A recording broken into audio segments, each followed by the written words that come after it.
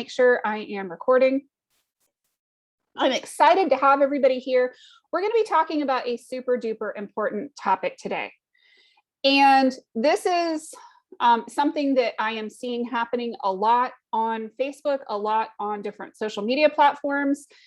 We are going to be talking a little bit about, for my first topic, social media security, staying safe online, and avoiding Facebook jail. Why am I starting off a summit talking about security and all these things? Well, what I'm seeing happening a lot is people are clicking on the wrong links. They are ending up losing access to their accounts. And if you have built up an account to 1,000 or 2,000 or 3,000 connections and you suddenly lose access to that account, if you have a hacker who logs into your account, changes your birth date in your email on Facebook or on LinkedIn or on Google, you may never get access to that account again. So why am I talking about using social media to sell with a conversation about Facebook jail and losing access to your account? Because if you don't have access to that account, suddenly, well, you've got no business. If you have to start over again, that can be absolutely devastating to your business. And don't think that this is just something that happens to other people that never happens. Or if I call the right person, I'm going to be able to get this thing fixed. Y'all, I see more people who spend thousands of dollars trying to get back into their Facebook accounts, into their LinkedIn accounts, that didn't have everything set up correctly, and they're never able to get back in. I know somebody right now who has lost access to Facebook kind of permanently. And it is absolutely devastating to her business. So why is this so important to talk about? First off, we're going to be talking about this one huge thing here that is going to cost you everything in your business, right? So one of the things I would love for everybody to do is make absolutely certain that you have two-factor authentication turned on every single social media account. If you are growing a business using your social media accounts, you must have two-factor authentication turned on. I'm also going to give you a hint. As you get more followers, Facebook and other platforms will force you to verify your identity. But if you're just below that threshold, they're not going to force you to verify your identity. They're not going to force you to turn on two-factor authentication. I can tell you that a lot of people have told me, well, I lost access to my Facebook ads account until I turned on two-factor authentication. So you need to have two-factor authentication set up on Facebook, on LinkedIn, on every single social media account. Not only because the social media platforms are going to force you to do it, but because you could lose access to your account if somebody manages to hack your passwords. The next thing you want to make sure you do is that you verify your identity with Facebook. You submit your driver's license and you give them the photo ID and everything. That makes you a verified account, a verified ID. That will help protect you going forward, because if you've submitted your affidavit, if they can't verify it through your pictures, that will help you recover your account if you ever have a problem in the future. Wendy, there is actually under security and settings on your account. If you go to the upper right-hand corner, there's like a little drop down in the upper right-hand corner on the desktop that says security and settings, and you can say verify my identity. Two-factor authentication, verify my identity. And if you have a Facebook group, you want to have other admins in your Facebook group. Your mother, your brother, your sister, your best friends need to also be admins into your Facebook group, and somebody or 2 or 3 onto your Facebook page, somebody else who has access to your Google My Business accounts, somebody else who has access to your LinkedIn business pages. Also, those things, having backup people who have access to the business assets will also help. Are y'all with me so far? So 2-factor authentication on every platform that will let you have it. And make sure if it's something like a business page, a business profile, a group, that you have a second or third or fourth person who is listed as your backups. So make sure you go in and set all of those settings. Is 2-factor authentication a pain in the butt? Absolutely, right? Does it sometimes act up? Yeah, it does. I had it kick off in June, and I lost access to my account for about 8 hours because it wasn't kicking things right. But I would really rather lose access to my accounts for 8 hours than permanently. Imagine the devastation to my business if I lost permanent access to my group. I know somebody who got permanently banned from Facebook because she accidentally clicked the wrong link, got her computer infected, had her Facebook account taken over. Facebook sees that, tags you, and shuts your entire account down. And because she kept trying to get in, she didn't follow the processes and procedures, she's never going to get back in, because now they have facial recognition software, and they've blocked her IP address, and they've blocked her MAC address on her computer. So she is not getting back in. And one of the interesting things, like when I'm adminning my Facebook group, just so y'all know, is I can actually block people, and then it can say block all future profiles for this person.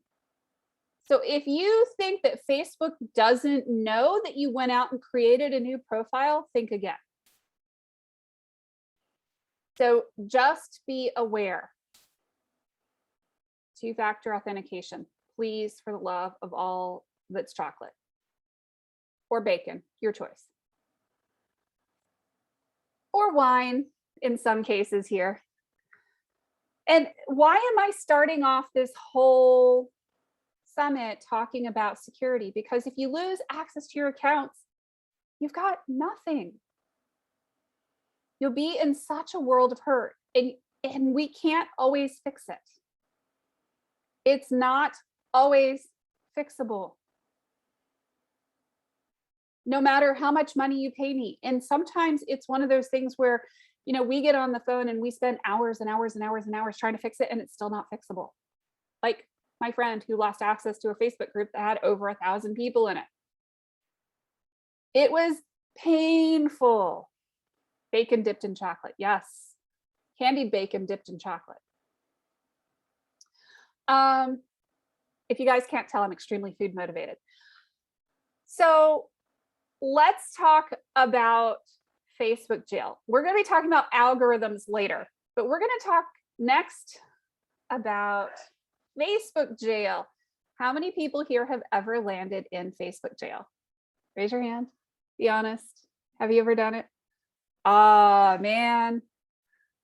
I don't see everybody raising their hands. Y'all are lucky. I wound up in Facebook jail, no joke, one time for responding to people too quickly when they were wishing me a happy birthday. What's with that kind of crazy, right? So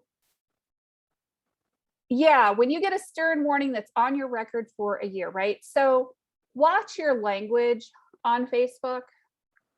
In particular, I haven't seen this as much on other platforms, but the bots have gotten really, really picky about your language on Facebook. So anything that could be hate speech, if you use the word hoe, H-O-E, like you're referring to hoeing a row in your yard, you could get in trouble. So just be aware of certain words that can have double connotation. And just be aware. So your words can get you in trouble. Memes, things that you share on your social media accounts can get you in trouble, right? Other things that will get you in trouble. Yeah, it rejected ads and paused for Messenger, right? Typing things too fast. I don't know about y'all. My background is that I'm a software engineer. My dad, God bless him, made me take typing in high school.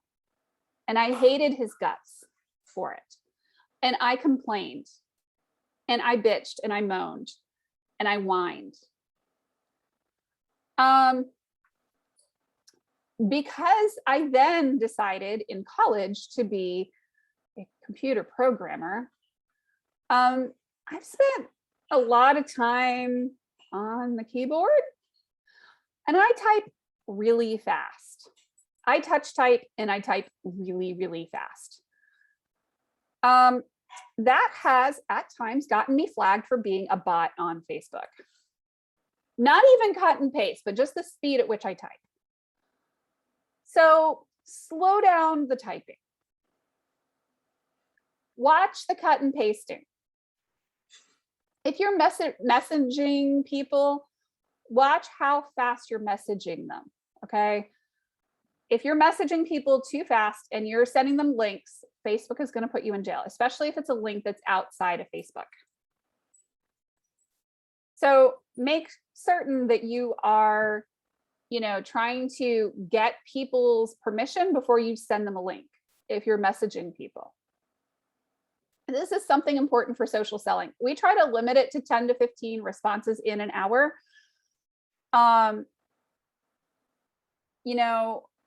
Because we'll end up in Facebook jail if you do it for too many hours in a row. This is real. I got stopped for over participating in a live one time. Yeah, exactly, right? It is funny how typing too fast, thanking people for wishing you a happy birthday too fast. I was doing reviews of people's social media accounts. So I was grabbing their information and putting it in a spreadsheet and just acknowledging it. And I got tagged for that. So just be aware, using the invite button too fast, too often, too many times will get you into trouble. Especially if you're inviting people into a Facebook group. So be aware. They don't want anything that looks like a bot. Watch your language. Mind your manners. Being mean and rude to people will sometimes also get you into trouble, get you blocked, et cetera, et cetera. And yet we are still constantly dealing with bot accounts in my group. There seems to be a wonderful wild uptick. My personal favorite right now are all the random dudes who are messaging on my personal profile and wanting me to send them a friend request. Sorry, y'all, I don't do that. One yesterday, I wasn't asking him how many goats he was offering me. I was asking him about how many assets he has, but it's just, we just deal with this stuff in a social media environment. One last thing, all of these cutesy wootsy little quizzes. What's your favorite meal? What's your favorite color? Where did you go to high school? Don't do them. Stop giving people your answers. I've even heard from people that say, I'm only doing it in private groups. Don't assume that private groups are private. People can and do screenshot those. That information can and does end up on the dark web. It is amazing to me how much of our personal information we give away. And I've done it, I've fallen for it. And so many of these things are, what was your first car? Well, y'all, that is one of the most common like security questions. Where were you born? What state and city were you born in? All of these things are security questions. So just be aware, you know, when people are asking these questions on Facebook, they're not all benign. Some of them really are hackers trying to get your information to put it on the dark web. I've had people who message me with really elaborate ID theft rings. I had one guy that I strung along for about 5 or 6 hours earlier this year just to kind of see what he was doing. And really what he wanted was a picture of my photo ID with my photo, with my face next to it for ID theft purposes, with my address, my phone number, you know, my mother's name, all of those kinds of things. So just be aware of your safety and security. Double check when people are asking you questions on Facebook, whether it's, you know, something you see on your feed, somebody who messages you something, somebody who posts something on your wall. Unfortunately, nowadays, it's not all, you know, like random guys sending you dick pics. It's actually identity theft and worse. That will destroy your credit, that will, you know, cause a lot of problems. They may log into your accounts and all of that fun stuff. The next thing, while we're on the topic of computer security, don't click the links. If you get an email from PayPal, you get an email from Facebook, you get an email from your bank, don't click the link. If you get a call from somebody claiming to be something, or my favorite personal current favorite is if you get a text from XYZ organization, don't click the link. Many hacks right now are happening as a result of people clicking links. And I'm not an IT security expert, y'all, but these are things that we are dealing with the side effects and the ramifications of all day long because people are getting their accounts hacked. The thing where you get the link to a video in like Messenger is because somebody clicked a link somewhere and it gave access to a program to their profile, and now they're like spreading this thing all over the place. So clicking links is generally bad. Even if you think it's a legitimate link, go to the site's website of origin and log in with your normal ID and check it that way. Don't even just assume that you could ever click a link. At this point, it's just not safe to ever click a link. If I can leave you guys with anything, two-factor authentication, don't click the links.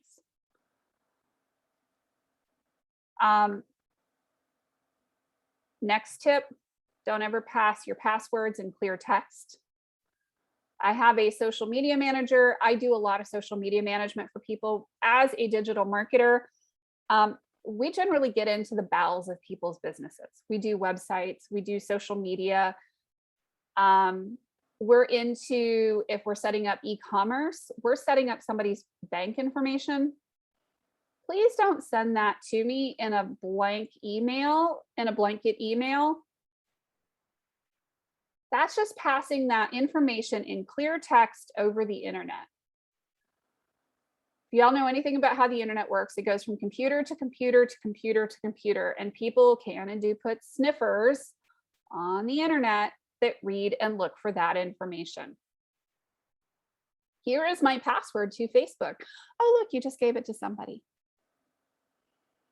Here is my credit card information. Oh, look, you just gave your credit card information to somebody. That all just got sucked into the dark web. Use a password protector, use a password vault. Those are wonderful things. I recommend and I use LastPass.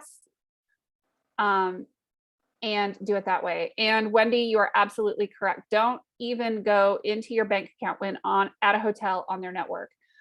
I'm at the point now where I say don't even go into the network on a hotel network, period. I had some really weird things that happened earlier this year on a hotel network. I will not log in again on any hotel network. Avoid public networks. Your Starbucks, your libraries, your hotels, all of those should be avoided. That's another good one. Any questions here before I wrap up and we break everybody up into networking groups?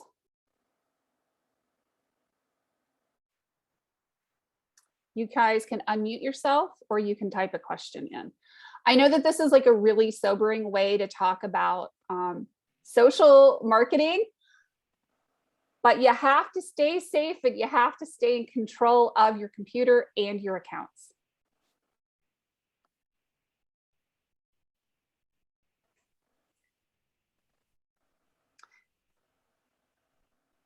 Yeah, use a jetpack to your cellular network for Wi-Fi.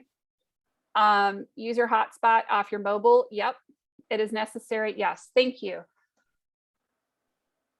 I wanted to start it off with that, like, okay, guys, if we're going to be selling on social media, you need to be hyper aware of security. Strong passwords. Don't click the links. Two-factor authentication. And if you have any problems, just message me. I'm happy to help you work through it. I